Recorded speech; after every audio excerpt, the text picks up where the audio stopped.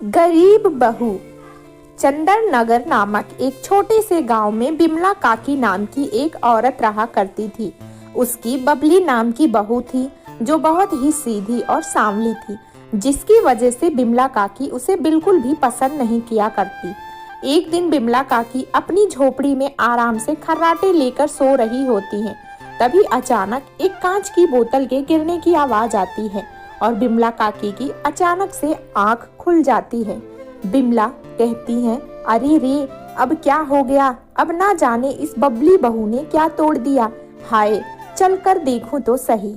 जिसके बाद बिमला काकी रसोई में जाती है और देखती है कि उसकी बहू टूटी हुई अचार की कांच की बोतल के पास खड़ी है और उसके हाथ में कुछ अचार के टुकड़े हैं, जिसे बबली बड़े मजे से खा रही होती है। बबली कहती है, अरे वाह वाह, कितना स्वादिष्ट और मजेदार अचार है, लेकिन अब माँ जी तो मुझे बहुत गुस्सा करेंगी। मुझसे तो पूरी अचार की बोतल ही टूट गई। अब मैं क्या करूंगी? बिमला कहती है, अरे रे बबली बहू, ये क्या किया तूने? मेरा बनाया सारा अचार गिरा दिया तूने। हे भगवान, ये कैसी बहू पल्ले पड़ी है? जो भी करती है बस उल्टा ही करती हो ना।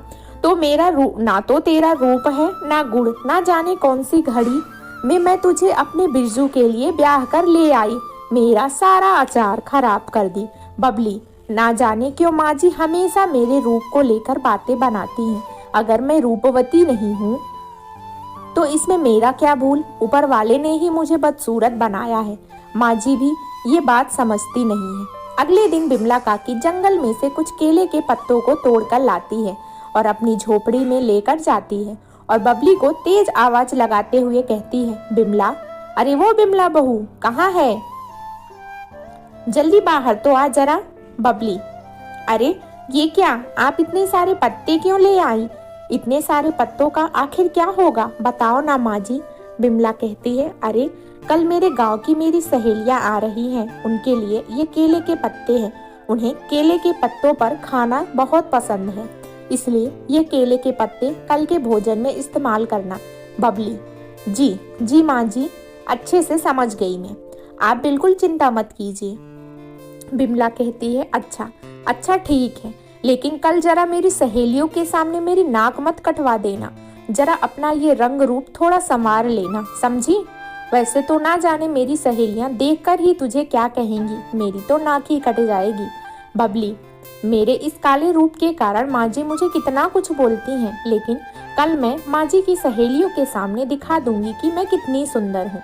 अगले दिन बिमला कहती है, अरे रे, आओ, आ गई तुम दोनों। मैं कब से तुम्हारा इंतजार कर रही थी, आंखें तरस गई थी तुम्हें ये देखने के लिए, मेरी प्यारी सहेली।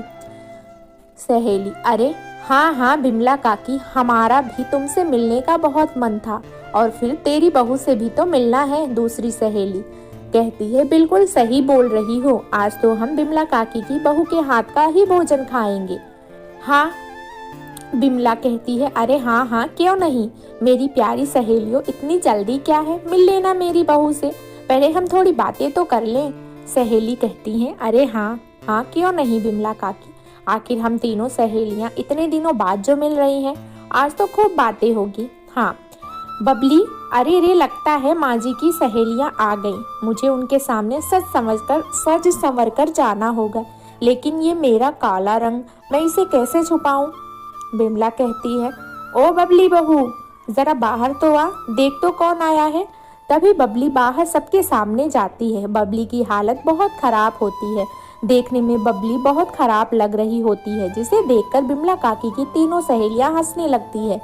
सहेली, बिमला काकी, तेरी बहू तो सबसे निराली है, निराली।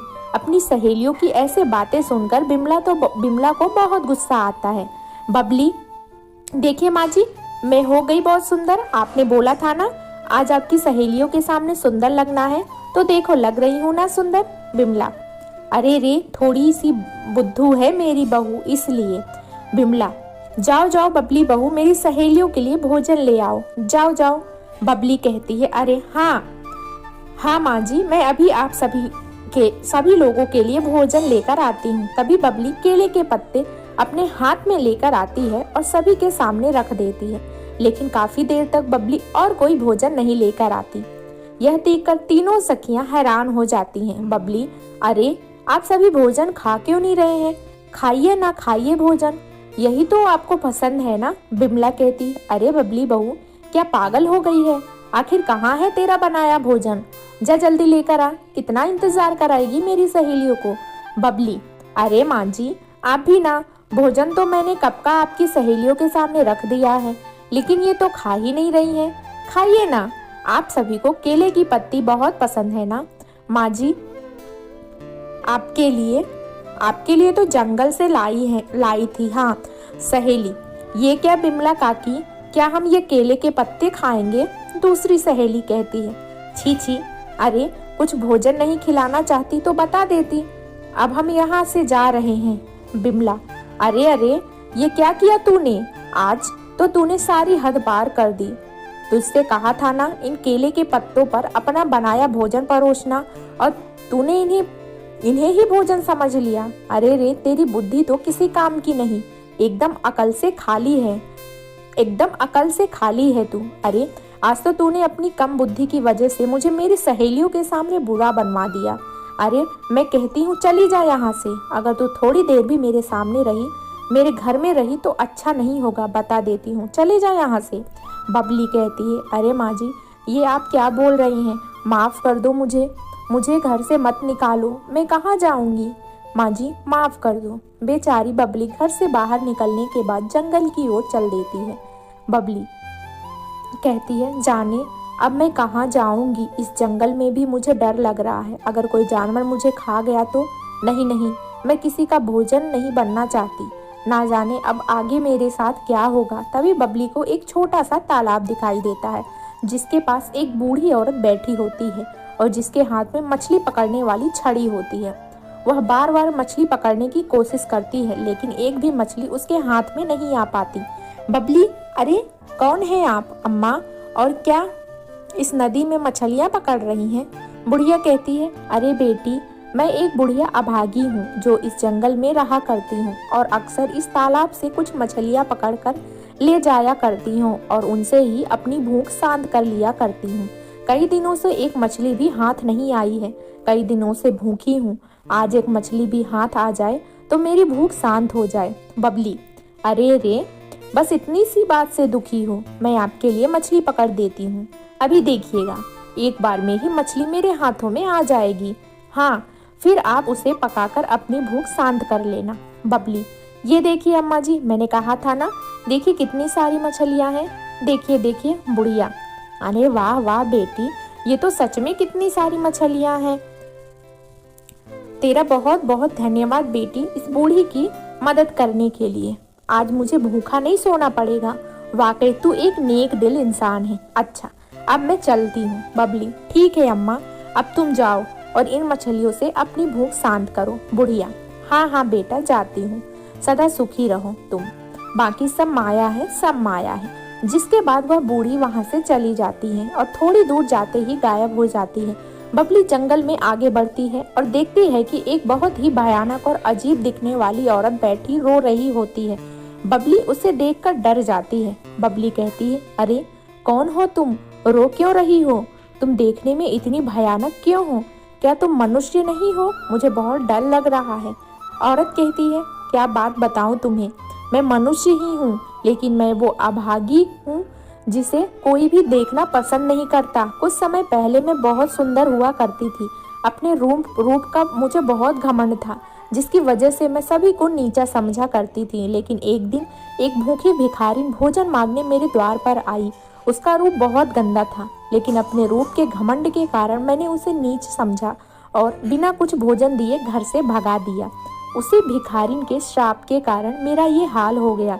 मेरी इस भयानक रूप के कारण कोई भी गांव वाला मुझे देखना पसंद नहीं करता, इसलिए मैं यहाँ सबसे छुपकर इस जंगल में आ गई। मैं यहीं बैठी कई दिनों से रोती रहती हूँ।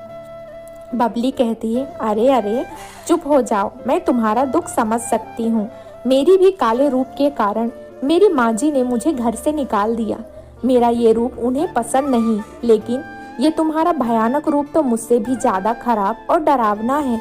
क्या तुम्हारे इस भयानक रूप से निजात पाने का कोई रास्ता नहीं है? औरत, रास्ता है, एक दिन इस जंगल में एक साधु आए थे जिन्होंने मुझे कहा था कि अगर कोई नेक दिल इंसान इस जंगल में आएगा और उस विशाल नदी के जल को छूकर मुझे देगा, जिसे पीकर मुझे मेरे इस भयानक और डरावने रूप से छुटकारा मिल जाएगा, क्योंकि इस विशाल नदी का जल सिर्फ नेक दिल इंसान ही छू सकता है। और तब से मैं रोज उस नेक दिल इंसान की राह देखती रहती हूँ, न जाने वो कब किस रूप में मेरे सामने आ जाए। बबली, क्या अब इसमें मैं तुम्हारी मदद कर सकती हूँ? कहाँ है वो विशाल नदी, बताओ मुझे। तुम देखना, मैं उस विशाल नदी के जल को छू लूंगी। हाँ औरत, क्या तुम सच में मेरी मदद करना चाहती हो? लेकिन उस नदी का जल वही इंसान छू सकता है जो नेक दिल हो। अगर कोई और उस विशाल नदी के जल को छूने की कोशिश करता है तो वो उस नदी में हमेशा के लिए समा जाता है। बबली, नहीं, तुम देखना, मुझे कुछ नहीं होगा। मैंने तो कभी किसी का दिल नहीं दुखाया। मैं अवश्य ही तुम्हारी मदद करूंगी। अगर उस विशाल नदी के जल में तुम्हारे भयानक रूप से छुटकारा मिल सकता है तो चलो मेरे साथ उस विशाल नदी के पास, मैं करूंगी तुम्हारी मदद। औरत, यही वो विशाल नदी है। तुम अगर इस नदी के जल को छू पाओ तो ही पता चल पाएगा कि तुम एक नेक दिल इंसान हो या नहीं। इसके बाद ही तुम मेरी मदद कर पाओगी, नहीं तो हमेशा के लिए इस विशाल नदी में समा जाओगी। बबली अपना सर हाँ में हिलाती है और जैसे ही नदी के जल में हाथ डालती है तो बबली के हाथ पर खूब सारी तितलियां आकर बैठ जाती है, लेकिन बबली को कुछ नहीं होता है। जिसके बाद बबली अपने हाथों में वह नदी का पानी लेती है और अपने हाथों से भयानक औरत को पिला देती है। उसके ऐसा करते ही भयानक औरत का भयानक और डरावना रूप चला जाता है और वह एक साधारण रूप में आ जाती है। औरत, अरे वाह, देखो मैं फिर से अपने रूप में आ गई हूँ। अब कोई मुझसे नहीं डरेगा।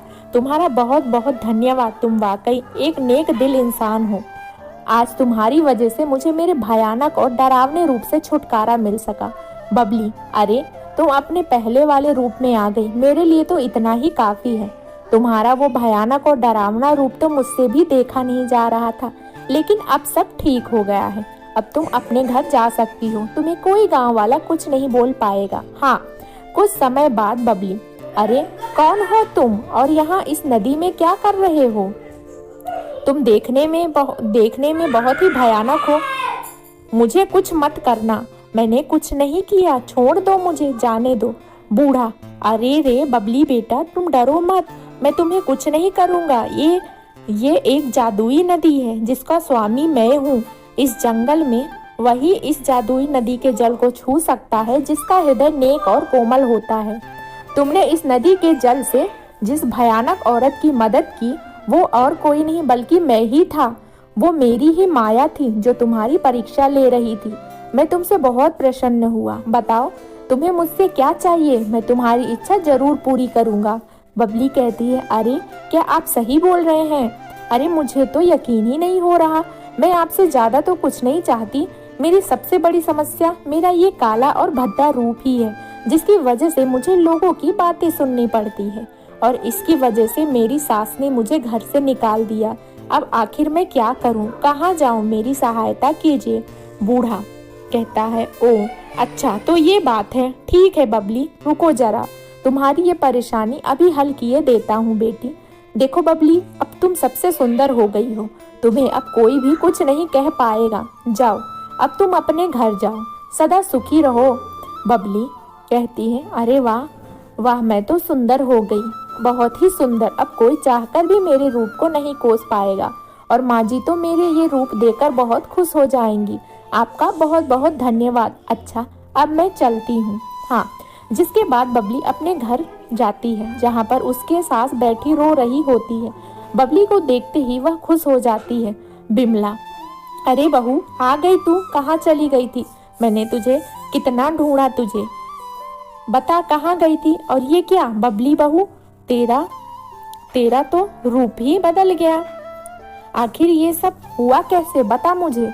बबली, देखिए ना माँ जी, अब मैं कितनी सुंदर हो गई हूँ। आपको अब मुझसे कोई शिकायत नहीं होगी। हाँ देखिए तो, अब मैं कितनी सुंदर हो गई हूँ। देखिए देखिए, और ये सब उस नदी के कारण हुआ। बिमला, अरे क्या बोल रही है बबली बहू?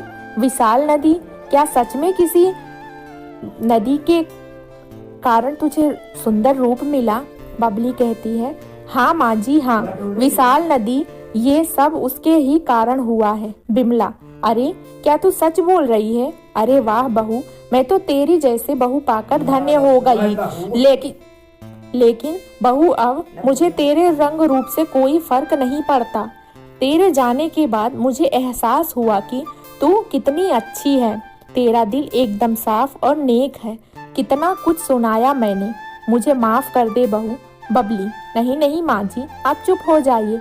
मैंने आपको माफ कर दिया। आप मेरी बिमला काकी हैं, इसलिए मैं आपसे कभी नाराज नहीं हो सकती हूँ। हाँ, दोनों आपस में गले मिलते हैं।